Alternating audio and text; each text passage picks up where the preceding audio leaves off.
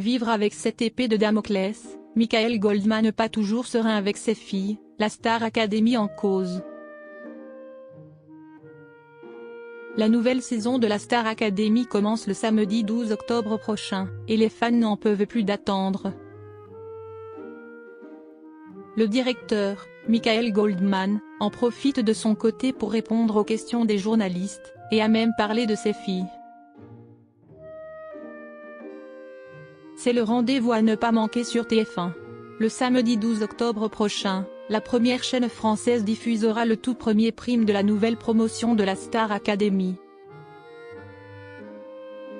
Et au vu du succès qu'a atteint la dernière saison, celle-ci est attendue de pied ferme par les fans.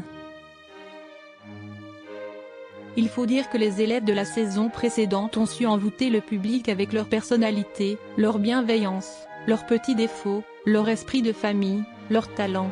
Enfin bref, ce fut un sans faute. Et l'heureux gagnant vit depuis un rêve éveillé. Lui ne le savait pas, mais il était, pour le public, le gagnant depuis le premier jour. La Pierre Garnier Mania a en effet pu rappeler l'ère Grégory Le Marchal, tant son succès a été fulgurant. Le retour de Monsieur le directeur.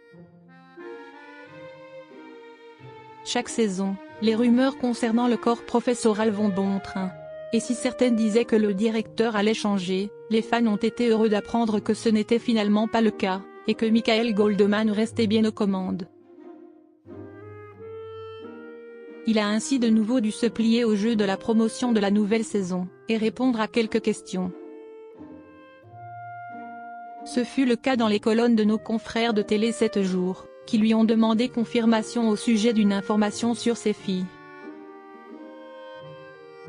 Il paraît que vos filles suivent le programme assidûment, au point de vous reprocher, parfois, certaines nominations, lui ont-ils demandé. Michael Goldman, ce sont de vraies patronnes.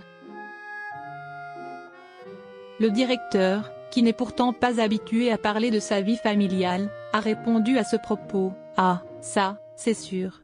Ce sont les seuls qui peuvent le faire. » De vraies patronnes. Rire, a-t-il d'abord confirmé. Il a par la suite expliqué: « C'est vrai que j'ai droit à des débriefings à la fin de chaque prime. Je suis obligé de leur expliquer que ce n'est pas moi qui décide de qui part ou qui reste. Je dois vivre avec cette épée de Damoclès au-dessus de la tête », a-t-il plaisanté. Ses filles sont ainsi les premières fans de la Star Academy. Cela ne doit pas lui changer du travail.